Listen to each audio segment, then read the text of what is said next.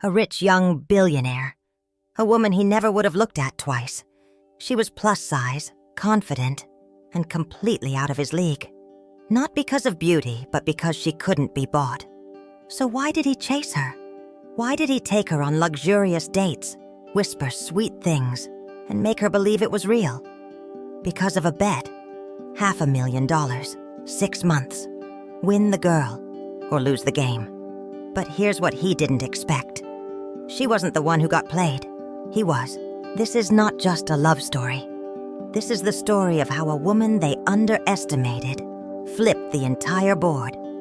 And if you've ever been overlooked, underestimated, or treated like you're not enough, this story is for you. Hit that subscribe button, because what you're about to hear will make you rethink who the real player is. The rooftop of the Hudson Sky Hotel shimmered under the golden glow of Manhattan's skyline.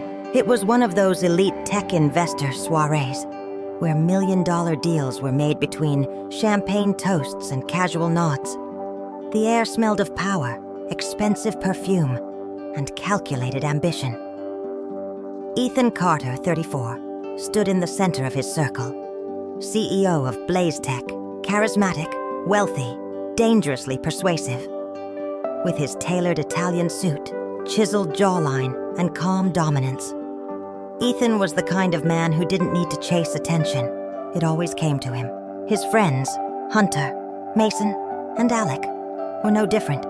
All successful in their own right. All sharing the same quiet arrogance of men who'd never been told no and believed every woman wanted them. These girls just want funding and a Ferragamo bag.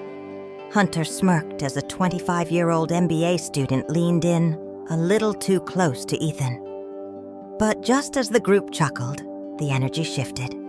The doors to the rooftop opened, and she walked in. Naomi Wells. Not what they expected. She wore a sleek black jumpsuit that hugged every curve unapologetically. Tall heels, natural curls cascading down her shoulders, and a gaze that didn't flicker when met with stares. Naomi didn't try to hide her full figure. She owned it. She wasn't skinny. She wasn't subtle. She wasn't playing by their rules. Next to her was Amira, co-founder of Lumos Media, one of the hottest up-and-coming digital firms. They weren't there to flirt. They were there to network, pitch, and walk away with contracts. And it showed.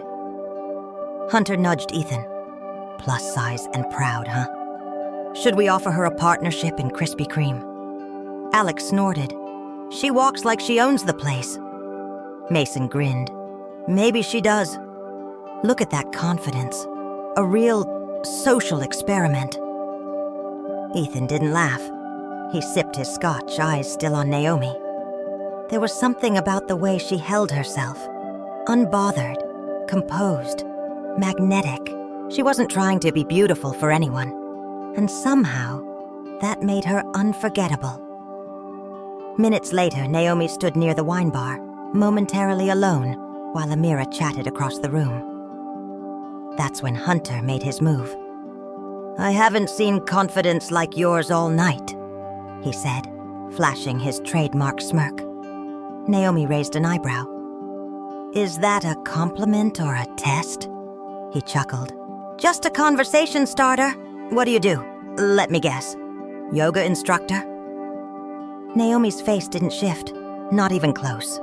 I lead content strategy at Lumos Media, and I don't have time for guessing games. Excuse me. She walked away, cool and unaffected. Hunter stood there blinking, caught off guard. Tough crowd, he muttered, returning to the group. That's when Ethan, who hadn't said much, placed his drink on the railing and said quietly, I could get her to date me in 2 weeks. Alec burst out laughing. Her? Seriously? Please, Mason added. Unless she's writing a book on corporate douchebags, I don't see why she'd even look at you twice. Hunter raised an eyebrow. All right then, a proper challenge. He leaned in, eyes gleaming. You make her your girlfriend. Publicly. Attend at least 2 major industry events with her. Hand in hand, no PR stunt, no backup story. and keep it going for 3 months. If you pull it off, I'll give you 2% of Ether Core. Alex's jaw dropped. That's over $3 million. And if you quit early? Mason asked, intrigued. Ethan smiled. My black McLaren, full title, tonight. Hunter extended his hand. Deal. Ethan shook it. The bet was sealed. What Ethan didn't know yet was this. Naomi wasn't just another woman who might fall for charm and money. She was a storm with her own game. And this time, he might be the one played. And worse. She played it better than anyone he'd ever met. Ethan Carter wasn't used to being ignored. He had sent the message with an unusual softness.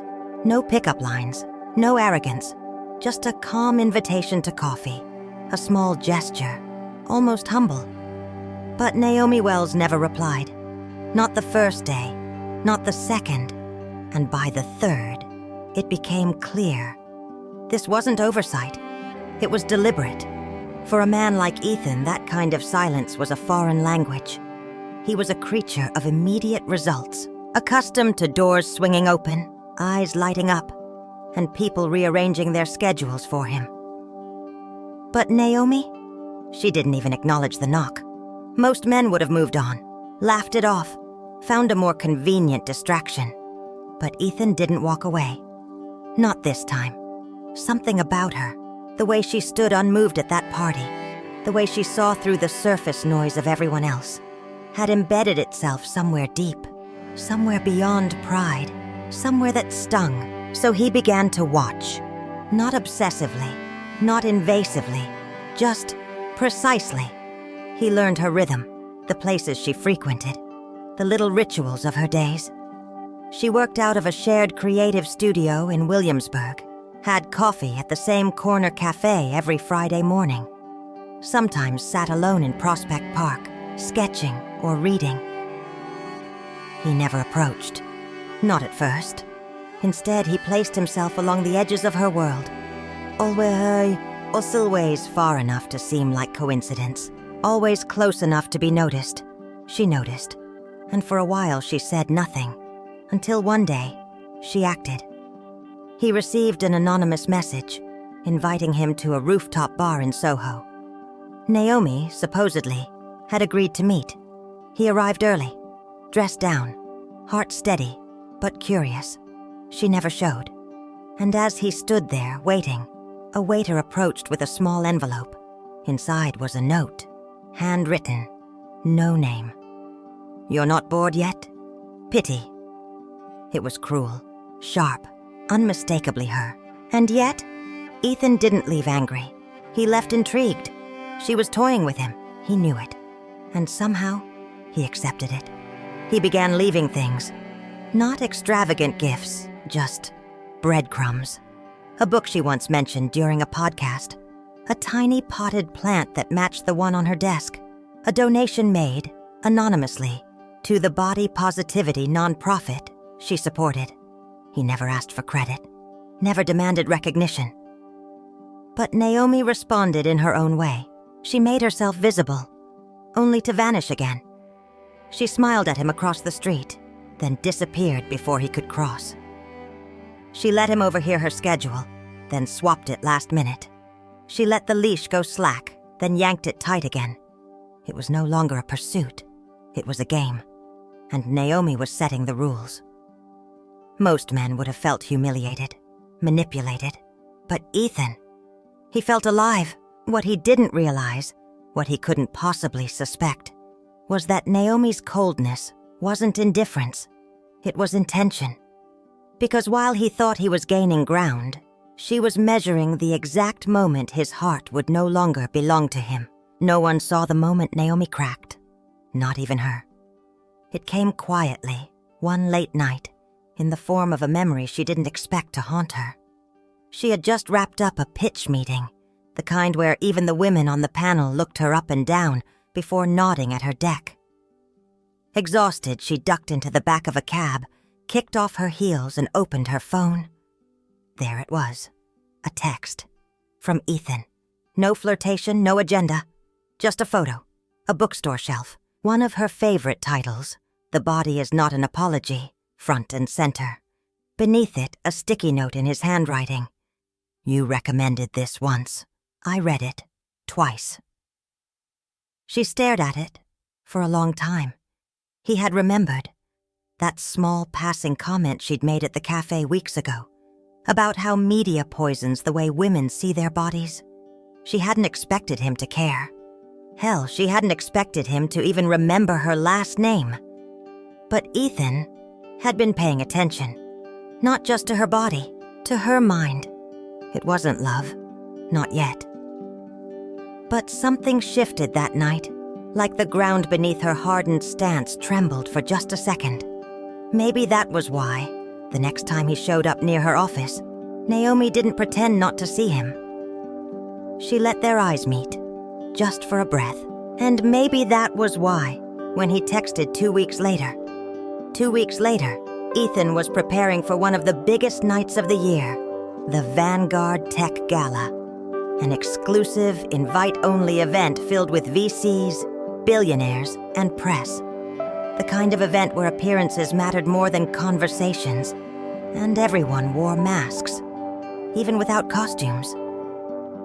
He had been planning to attend alone, until now. Come with me to the gala, he texted Naomi. No games, just let people meet the woman who challenged me. It took her 3 hours to respond. All right, but I'll wear what I want. Don't expect a red carpet, Barbie. I wouldn't dare, he replied. The room glittered in black tie formality. Champagne towers sparkled. Laughter flowed. Men in tuxedos shook hands while comparing yacht sizes. Women glided past in gowns designed more for attention than comfort. Ethan arrived early, nervous, though he'd never admit it. At precisely 8:05, Naomi walked in, heads turned. Not because she was conventionally stunning, but because she owned her presence. She wore a deep emerald satin dress, hugging her figure unapologetically. Her hair was up, revealing bold earrings and sharper eyes. She walked slowly, deliberately, and next to the cookie-cutter crowd, she looked like the only real person in the room. Ethan stepped forward to greet her. You look powerful. Naomi smirked. Good answer. He offered his arm. She paused, then accepted, not as a prize, but as an equal. The whispers started almost immediately. Who's she? That's Ethan Carter's date. Maybe it's a PR move. She's brave, I guess. Ethan saw the looks. So did Naomi. But she didn't flinch. She didn't pretend not to notice. In fact, she leaned in close and whispered, It's fun, isn't it? Watching them squirm. He chuckled, eyes gleaming. You're really not afraid of any of this, are you? Why should I be? Their approval isn't my currency. An hour in, the gala host, an old-school billionaire named Douglas Kane, approached Ethan. I didn't know Blaze Tech was into diversity hires on the dating front, he said with a smug grin. Ethan froze. Naomi heard it. So did the 3 people standing nearby. Before Ethan could respond, Naomi turned to Douglas with the calm fury of a woman who's been underestimated too many times. And I didn't know you still measured human value in waistlines and whiteness, Mr. Kane. But I suppose some dinosaurs didn't get the evolution memo. Silence. You could hear the fizz of a champagne glass. Douglas opened his mouth to reply, but Naomi had already turned away. Ethan, she said, you owe me a drink. From the bar very far away from this Neanderthal. Ethan followed without a word, his heart thundering. She hadn't just held her ground. She'd claimed it, and for the first time in a long time, he felt proud of being someone's date. Later that night, as they stood on the balcony overlooking the city, Ethan asked quietly, was this some kind of test? Naomi sipped her drink, then met his gaze. No, but I'm glad you passed it. He smiled. Then maybe you'll let me take you out again. Maybe, she said. But next time, somewhere less sparkly. Deal. But even as they stood in silence, Ethan knew this wasn't just a bet anymore. He was falling. Fast. And Naomi? She was just getting started. In the weeks after the gala, something shifted between Ethan and Naomi. Gone were the formal invitations and calculated small talk. They started doing things that had nothing to do with business, money, or image. They wandered bookstores together on rainy afternoons.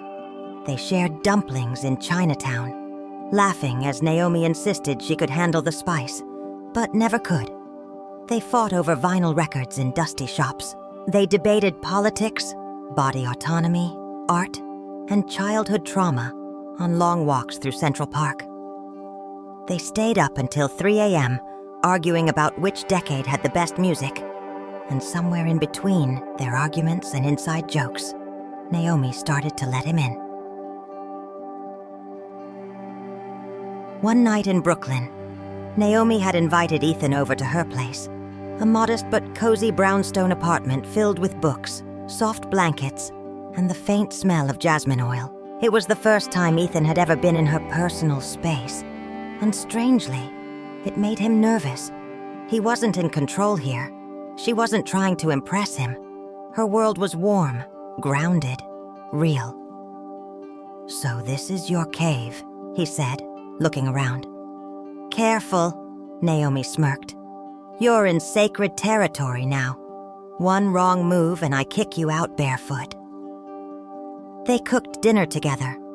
Well, Naomi cooked, and Ethan tried not to ruin the garlic bread. Afterward, they drank wine, talked, sat on the couch closer than usual.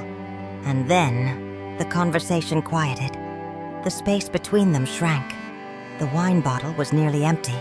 The playlist had faded into background hum.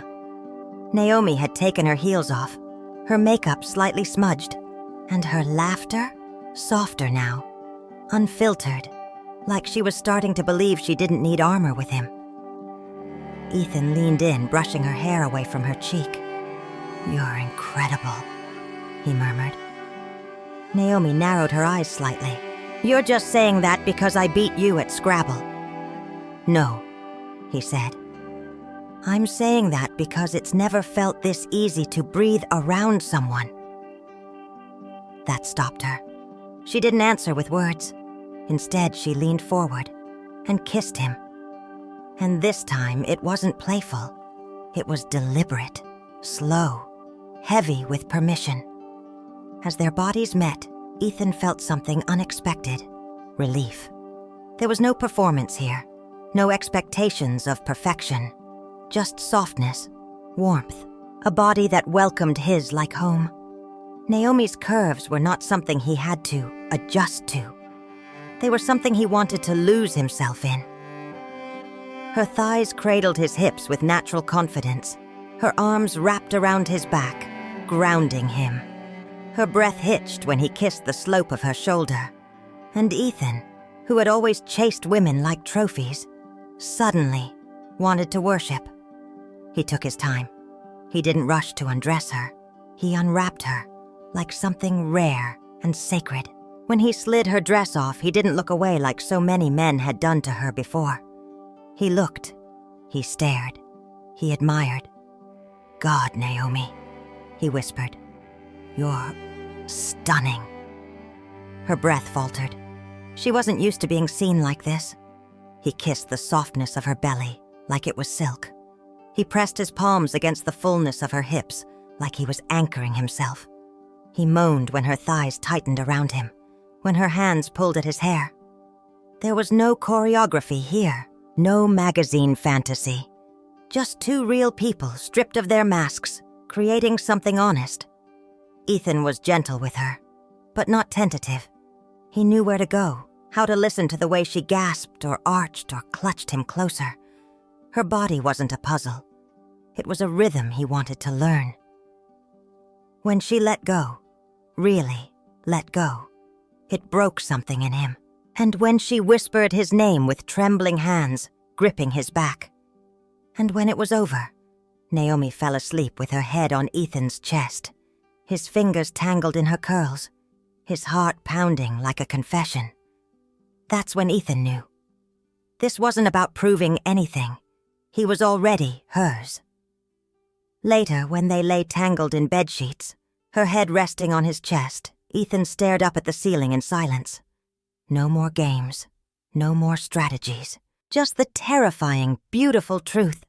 He was in love, and for the first time, he hoped she never found out how it all began. The morning after their night together was unusually quiet. Naomi stood by the kitchen window, barefoot, still wrapped in the oversized shirt Ethan had let her borrow.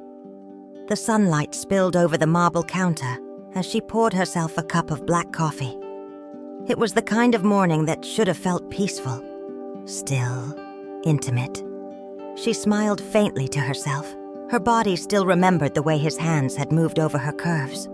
Slow, deliberate, like he was learning a new language with reverence and care.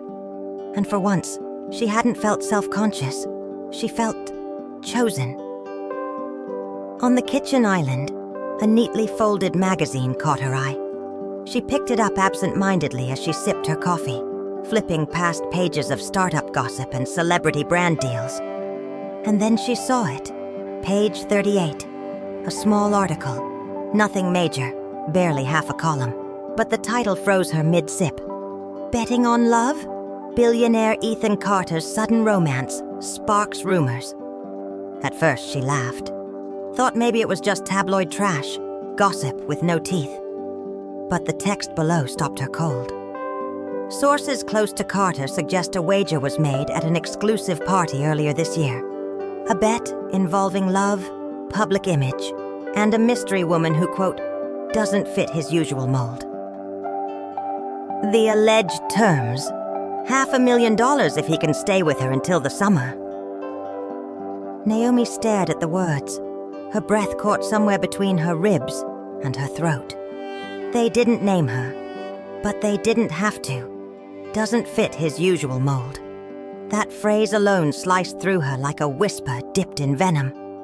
She lowered the magazine slowly, placing it on the counter like it might explode. Her heart was pounding now, hot, rapid, uneven. A part of her screamed to drop it, to not look any further. But another part, the part of her that had always known she was too much, too wide, too visible, refused to let go. She walked back into the bedroom. Ethan was still in the shower. His phone was charging on the nightstand. She never went through other people's phones, not even past lovers who had broken her trust. But this wasn't curiosity. This was survival. She opened the screen. It wasn't locked. And there it was. A message thread. Jack Kingston. The most recent message. Told you she'd fall for it. Halfway there, my man. Her vision blurred. She scrolled up, past jokes, past crude one-liners. And then she saw it. You think I can't stay with someone like her for 6 months? If you can date a plus-size chick without choking on your pride, you deserve the money. Deal. I'll make it look real.